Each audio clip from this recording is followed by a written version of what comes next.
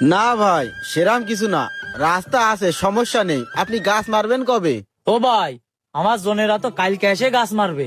ও আচ্ছা, ঠিক আছে, সমস্যা নেই। আমার বাড়ি ওই পাশেই। ওই পাশে আর একটা ভালো রাস্তা আছে, ওই রাস্তা দিয়ে আপনি এই রাস্তায় উঠে যেতে পারবেন। আচ্ছা ভাই, ঠিক আছে, তাহলে চলে গেলাম। হ্যাঁ, আচ্ছা ভাই, ঠিক আছে। যাক, তালি গাছগুলো বিক্রি হয়ে গেল। এইবার দিনাগুলো শোধ করতে পারবা না। কিরে, তুই না মাত্র আমারে কলি যে তুই এমন কিছু করিসনি, আমি তোর গায়ে হাত তুলতে পারবো না। কি করিসনি তুই? এইবার মনে পড়েছে তো? এইগুলো কি সব মিথ্যে?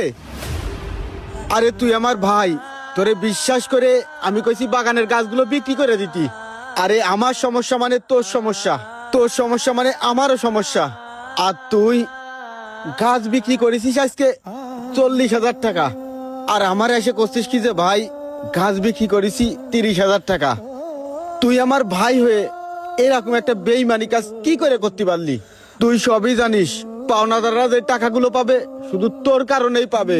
আরে আমি নিজে খাইয়ে না খেয়ে লাখ টাকা দিনা হয়ে তোর ঘর করে দিছি। এই জন্যই মানুষ কয় রে ভাই, ওই আপনের চেয়ে পর ভালো আর পরের চেয়েও জঙ্গল ভালো। আরে ভাই, তুই এরকম একটা কাজ আমার সাথে কি করে করতে পারলি? আরে এরকম কাজ তো আমার সাথে করবে ওই দূরের মানুষটা যারা আমাদের পর। আর তুই তো আমার আপন ভাই, তুই কি করে এরকম একটা কাজ আমার সাথে করতে পারলি?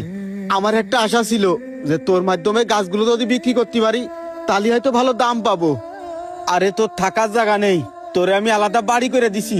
তোর ওই বাড়ি করতে যাই আজকে এতগুলো টাকা ঋণী হয়ে আছি। তুই যে গাছ বিক্রি করেছিস 40,000 টাকা, আর আমার এসে করছিস তুই গাছ বিক্রি করেছিস 30,000 টাকা। আসলে ভাই, মানুষ মিছে কথা কয় না। ওই পরের মানুষ কোনোদিন আঘাত দেয় না, পর মানুষ কোনোদিন বিপদে ফেলে না, পর মানুষ কোনোদিন কষ্ট দেয় না। এই আমি তোর ভাই, তুই আমার সাথে বেইমানি করলি। বেইমান তো কাছের মানুষই হয় রে। জাগেরে আমরা মেলা বেশি ভালোবাসি, জাগের বিপদে আমরা আগই যাই, জাগের পাশে আমরা ছায়ার মতো থাকি, ওই তারাই আমাদের ক্ষতি করে। আর ওই কাছের মানুষগুলো আমার সাথে বেইমানি করে। তুই তার প্রমাণ দিয়ে দিলি রে ভাই। তা তুই যা করেছিস আমার সাথে কাজটা ঠিক করিসনি ভাই। এই টাকার জন্যই তো আমার সাথে মিছে কথা কইছিস। তোর আর মিছে কথা কোয়া লাগবে না ভাই। এই টাকা আমার আর লাগবে না। এই রে ধর, এই টাকা রেখে দে। লাগবে না এই টাকা আমার। অচেনা মানুষ কখনোই বিশ্বাসঘাতকতা করে না। বিশ্বাসঘাতকতা তো তারাই করে যাদেরকে আমরা আপন ভেবেছি, যাদেরকে আমরা বিশ্বাস করেছি। যে ব্যক্তি অন্যের সাথে বিশ্বাসঘাতকতা করে সে ব্যক্তি সবার আগে নিজের সাথে বিশ্বাসঘাতকতা করে। বেঈমান বিশ্বাসঘাতক মানুষেরা কখনোই ভালো থাকতে পারে না, আর তারা আমাদেরকেও ভালো থাকতে দেয় না। সে যতই আপন মানুষ হোক না কেন, তাই সময় থাকতে এই মানুষগুলোকে চিনে রাখুন। আসলে বিশ্বাসঘাতক বেঈমানেরা আপন পর চিনে না। ভিডিওটা শেয়ার করে দিয়েন। ধন্যবাদ।